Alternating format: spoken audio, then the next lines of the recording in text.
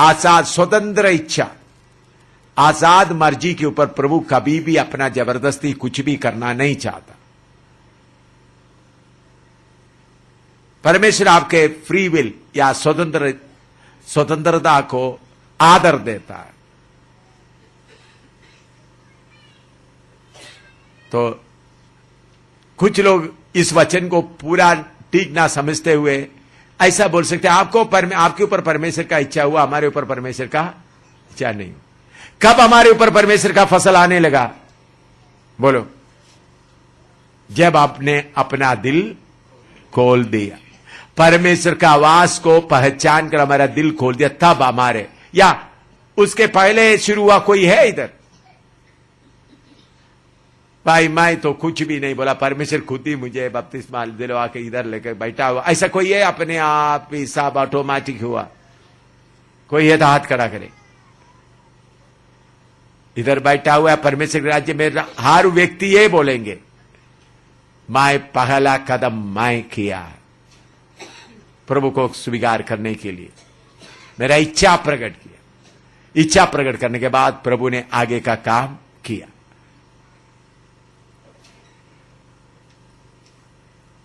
तो जब आप प्रभु के लिए अपना इच्छा प्रकट करेगा तो प्रभु आपको आत्मा के, इसलिए प्यासा है उनको पवित्र आत्मा मिलेगा। प्यासा है तो, नहीं तो नहीं। आज्ञा मानेगा तो, मांगेगा तो मिलेगा। तो प्रभु आशीष देना चाहता है, लेकिन पहला कदम कौन उठाना है? हम, जबरदस्ती नहीं, हम उठाना। और फिर आप पूछेंगे आप क्यों बोला गला पकड़ेंगे? भाई आप प्रभु की उपस्थिति को क्या नहीं करता? आदर नहीं करता। आपके ऊपर डंडा जोर का आना है। एक कड़वा साग कब खाना है, कितना देर खाना है? एक ही बार खाना है या बार बार खाना है? बार बार खाना है तो उसका वचन क्या है? कड़वा साग बार बार खाना है, उसके लिए वचन क्या है? बोले, कोई भी बोल सकता है। हैं? कड़वा साग प्रतिदिन मरता हूं। हाँ, और प्रतिदिन अपना क्रूस उठाना, और प्राण को अप्रिय जाना, और जवाब नहीं आया अभी तक। हाँ, हैं? जान देने तक। हाँ, वही पूछ रहा हूं, जान देने तक लेना तक क्यों? वचन बताओ। हाँ, और हाँ, मेरा सुहा जाना, और संसार,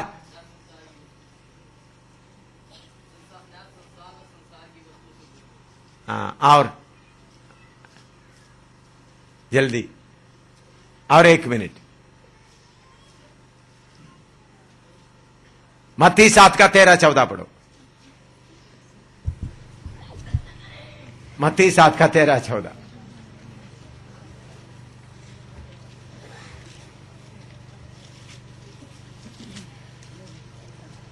पढ़ो।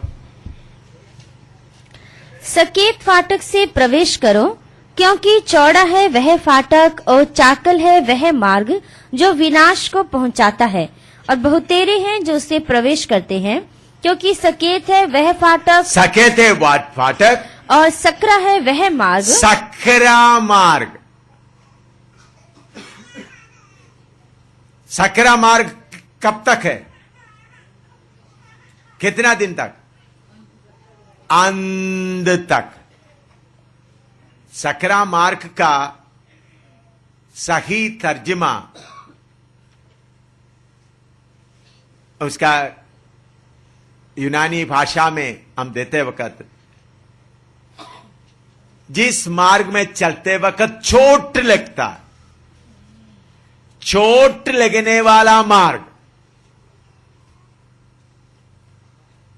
सकरा मार्ग नैरो पाथ, उधर में उसका यूनानी भाषा में लिखा है, उस भाषा के अनुसार उस मार्ग में चलते समय में चोट लगता है।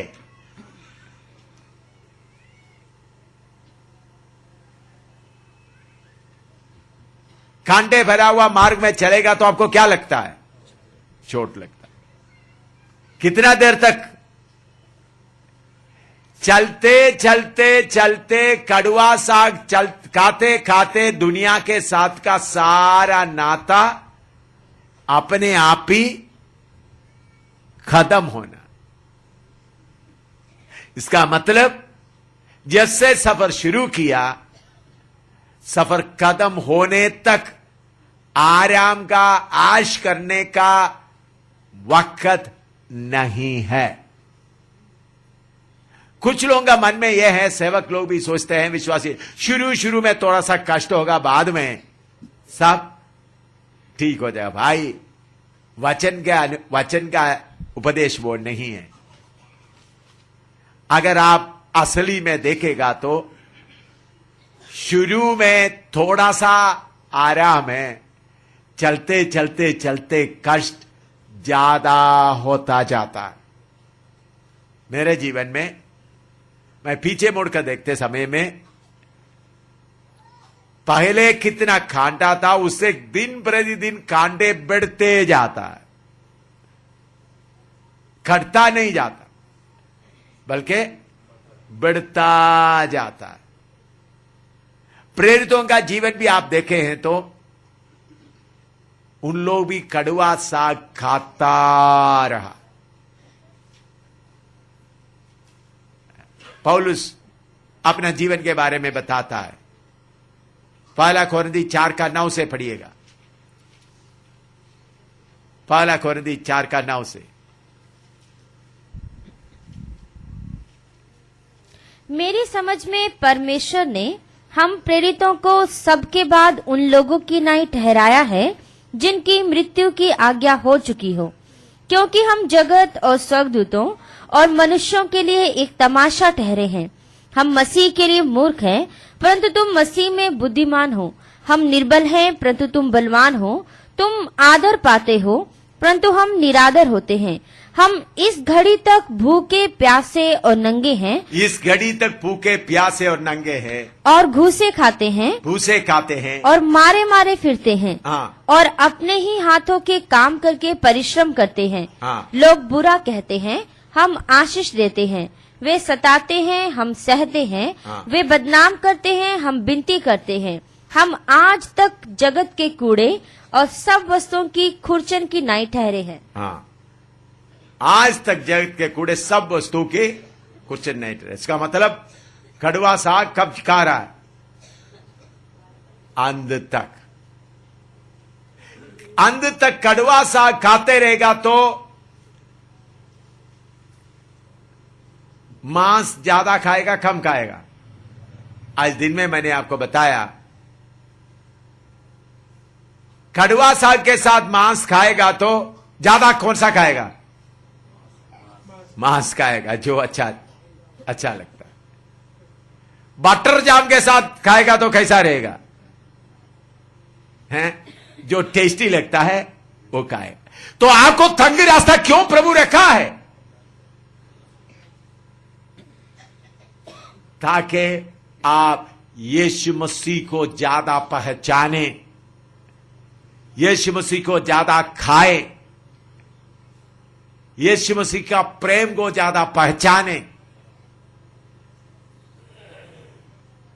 ताकि जिसके साथ आप रहना चाहता। इसलिए पौलुस बोलता है मैं उसको जानूं। पढ़िएगा फिलिप्पी 3:7 से पढ़िएगा।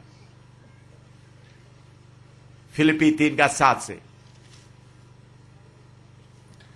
परंतु जो जो बातें मेरे लाभ की थी उन्हीं को मैंने मसीह के कारण हानि समझ लिया है। हानि समझ लिया। वरन मैं अपने प्रभु मसीह यीशु की पहचान की उत्तमता के कारण सब बातों को हानि समझता हूँ, जिसके कारण मैंने सब वस्तुओं की हानि उठाई और उन्हें कूड़ा समझता हूँ, जिससे मैं मसीह को प्राप्त करूँ मसीह को प्राप्त करूं और उसमें पाया जाऊं, ना कि अपनी उस धार्मिकता के साथ जो व्यवस्था से है, वरन उस धार्मिकता के साथ जो मसीह पर विश्वास करने के कारण है और परमेश्वर की ओर से विश्वास करने पर मिलती है। और मैं उसको और उसके मृत्युंजय की सामर्थ को उसको जानूं। हाँ, मृत्युंजय का सामर्थ को जानूं और उसके साथ दुखों में सहभागी होने के मर्म को जानूं। उसको जानने का मर्म, जी उठने का शक्ति का मर्म जानूं और दुखों में सहभागी होने का मर्म। मेरे प्यारों, आपके लिए फूल का रास्ता बनाना प्रभु के लिए कोई मुश्किल है ही नहीं। आपके घर में कोई तकलीफ नहीं, आपके नौकरी अच्छा चल रहा है, तंदुरुस्ती चल रहा है, आपका बीमारी पूरा दूर किया, पूरा आपको अच्छी तरह चलाने के लिए प्रभु को कोई मुश्किल है ही नहीं। लेकिन ऐसा हम चलेगा तो कभी प्रभु यीशु मसीह को हम ठीक तरह से नहीं पहचानेगा। अपने अंदर का बुड़बुड़ाने का स्वभाव को भी हम नहीं पहचानेंगे। जब रोज तंग मार्ग, रोज तंग मार्ग में चलते समय में प्रभु का उपस्थिति को पहचानने का मौका मिलता है, उसके साथ साथ आप कितना थक गए, उदासी आ जाता है, निराशा आ जाता है।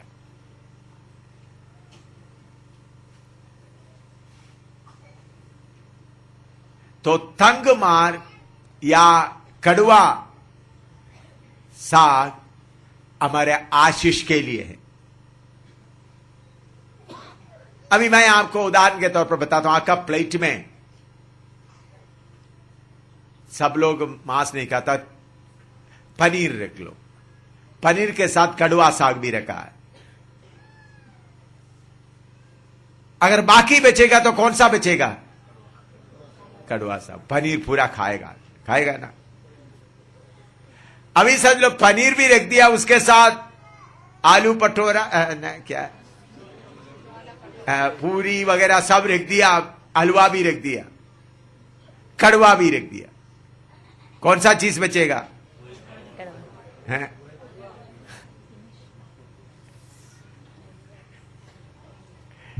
तो प्रभु ने सिर्फ एक ही आइटम दिया, कड़वा साग, साके यीशु को ही आप क्या करें?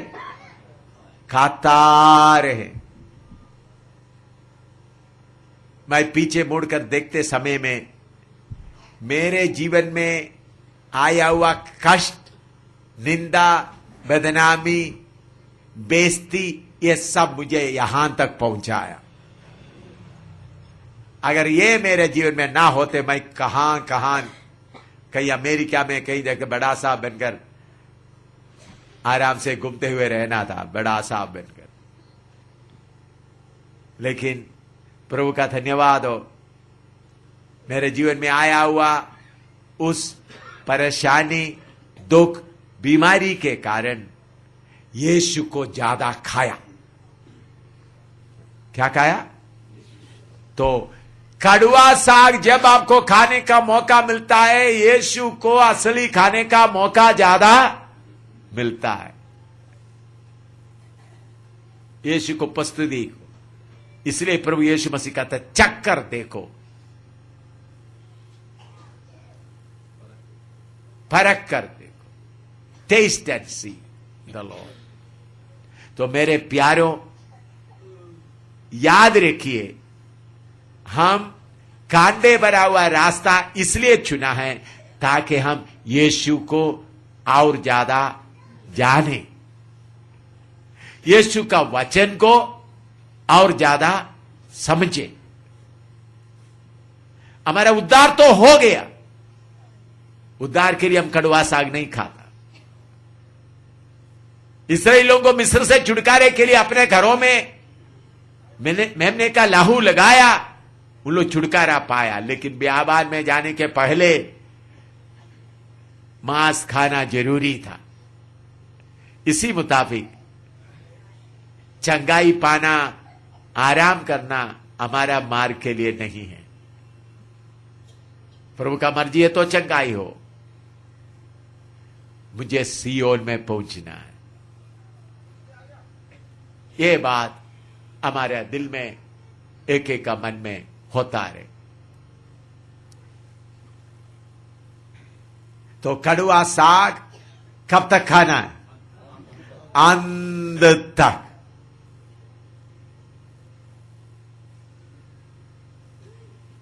हालेलुया। प्रभु ने पवित्र आत्मा भी हमको दिया है, तो कड़वा साग खाने के लिए कोई मुश्किल नहीं है। प्रभु ने पवित्र आत्मा भी हमको दे दिया, वो मददगार हमारे साथ रहता है।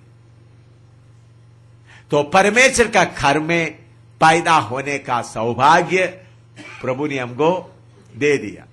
तो कौन परमेश्वर के घर में पैदा होगा? जो कड़वा साग खाते हुए निकलने के लिए तैयार है। वो कितना फल लाएगा? 100 गुना फल लाएगा। कुछ लोग थोड़ा सा खाता है, थोड़ा सा, आधा आधा। मैंने बोला है, बहुत लोग अभी भी किधर में खड़ा हुआ है? लाल समुद्र में खड़ा हुआ है। अपना फरो को अभी तक डुबाया नहीं, दौड़ रहा है। जल्दी लाल समुद्र पार करो। हालेलुया।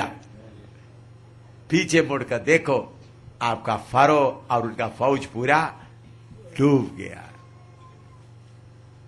आप सोचते हैं उद्धार पा लिया तो फरो और फौज डूब गया। फरो और फौज डूबने के बाद फिर भी ओग लड़ाई के लिए तैयार है। ओग है और हैं, सीहोन है, और भी आगे बहुत है लड़ाई के लिए। तो लेकिन सबसे पहले किसको खत्म कर दें?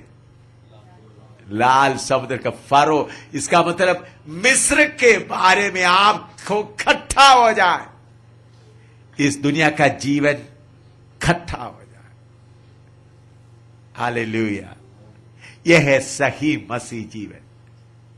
दुनिया का मकान खट्टा हो जाए, दुनिया का रिश्तेदारी खट्टा हो जाए, दुनिया की इज्जत खट्टा हो जाए, दुनिया की चीजें खट्टा हो जाए, वो ही सियोन के लिए। लेकिन बाकी कलीसिया में आप जाएं, यीशु को प्रार्थना करते हुए दुनिया का जीवन को उन लोग क्या करता है? मीठा कर रहा है। फैमिली कॉन्फ्रेंस, फैमिली काउंसलिंग, बाकी वह रहते ताकि घर में झगड़ा ना हो, पति पत्नी खुशी से रहे, बच्चा खुशी से रहे, कि सारे सब कैसा रहे? मीठा मीठा मीठा रहे। ये वचन का नमूना नहीं है। हालेलुया। प्रभु यीशु मसीह ने बोला, दुनिया में तुमको क्या होगा? कष्ट होगा, लेकिन मैं दुनिया को जीता है। हालेलुया। दुनिया में यीशु ने खुशी होगा करके नहीं बोला, दुनिया में तुमको कष्ट होगा, लेकिन याद रखो मैं दुनिया को जीता।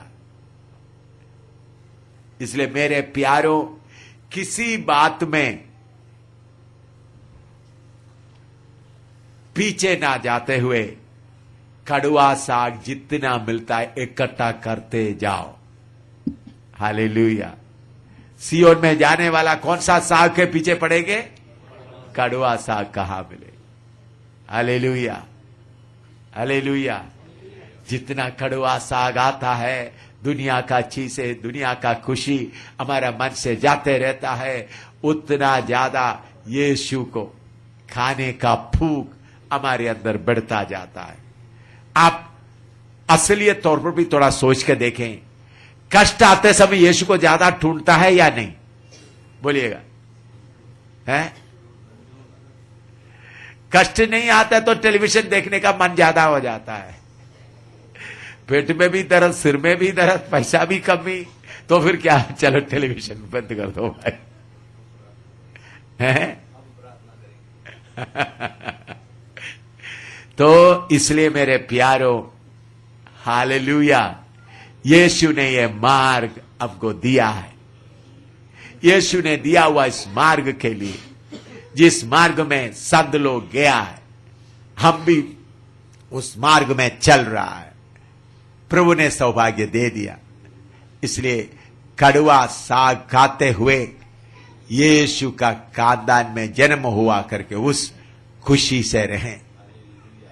सबके मन में ये आ जाए, मैं किसका बेटा हूं? सर्वशक्तिमान परमेश्वर का बेटा हूं, मैं उसके घर में पैदा हुआ है। अभी बेटा बनने के बारे में और आगे गहराई में और काफी बातें हैं। कल सुबह मैं बाइबल क्लास में वो बातें लेंगे, लेकिन आज मैं इस बात में समाप्त। परमेश्वर के घर में पैदा होने के लिए प्रभु ने कृपा दिया। उसके बाद, इसके पहले मैंने आपको समझाया गया, उद्धार का कार्य आप डरते और कांपते हुए पूरा करते जाओ। पर फिलिप्पी 2 का 12 पढ़िएगा। मालूम है, एक तो बात बोलकर आगे बढ़े। फिलिप्पी 2 का 12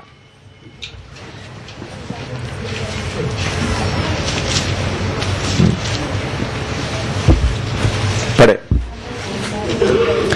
सो हे मेरे प्यारों, जिस प्रकार तुम सदा से आज्ञा मानते आए हो, वैसे ही अब भी ना केवल मेरे साथ रहते हुए, पर विशेष करके मेरे दूर रहने पर भी डरते और कांपते हुए अपने अपने उद्धार का कार्य पूरा करते जाओ। अपने अपने उद्धार का कार्य को पूरा करो। ये बात वचन आपको मालूम है, तो मैं बहुत बार सुना है। तो उद्धार का कार्य पूरा करने में एक बात है, रोमी 8 का 14। रोमी 8 का 14। इसलिए कि जितने लोग परमेश्वर के आत्मा के चलाए चलते हैं, वे ही परमेश्वर के पुत्र हैं। जितने लोग आत्मा के हिदायत से चलते हैं, वो ही परमेश्वर का पुत्र है। ये क्यों, इसका भेद क्या है, वो बात मैं आपको समझाना चाहता हूं। आप लोग उधर से देखते समय में ये लाल दिखाई देते पीछे, हाँ, ये है पिता, फादर।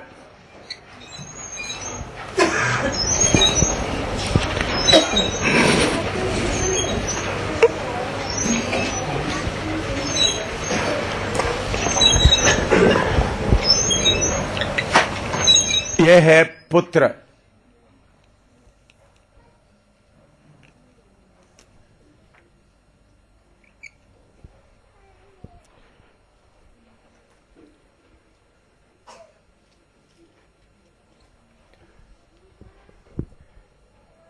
यह है पवित्र आत्मा।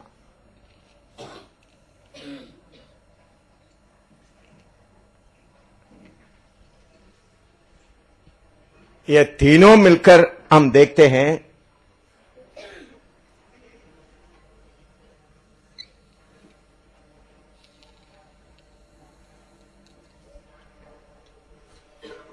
पिता,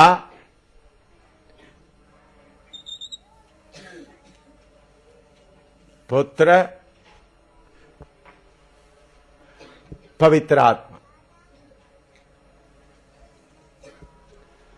हमारे अंदर भी हमारा आत्मा, प्राण, शरीर हम अलग नहीं हो सकता, लेकिन सर्वशक्तिमान परमेश्वर में एक खूबी है, ये तीनों, पिता भी अलग हो सकता है, पुत्र भी अलग हो सकता है, पवित्र आत्मा भी अलग हो सकता है।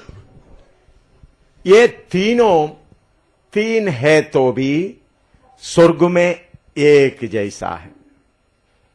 इसलिए हम उल्पत्ति में हम पढ़ता है, आओ, हम पढ़िएगा उल्पत्ति 1-2 कुछ जगह जल्दी जल्दी पढ़ेंगे।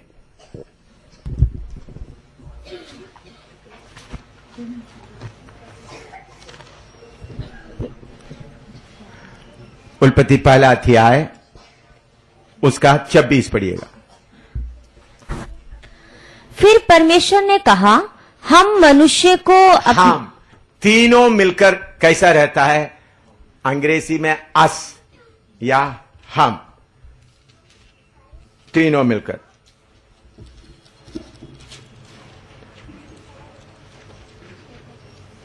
और 11 अध्याय का 7 पढ़िएगा, उत्पत्ति 11 अध्याय का 7।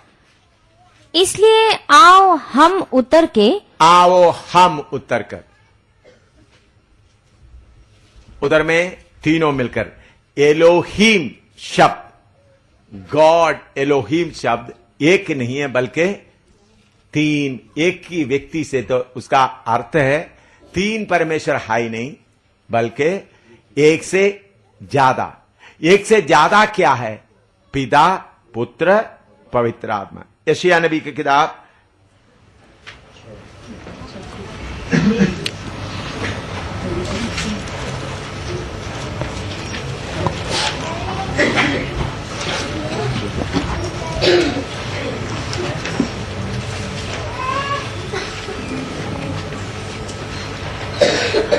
6 का 8 पढ़ो। तब मैंने प्रभु का यह वचन सुना, मैं किसको भेजूं और हमारी ओर से कौन जाएगा? हमारे ओर से कौन? मेरे ओर से नहीं, हमारे ओर से। यूहन्ना 17 अध्याय आए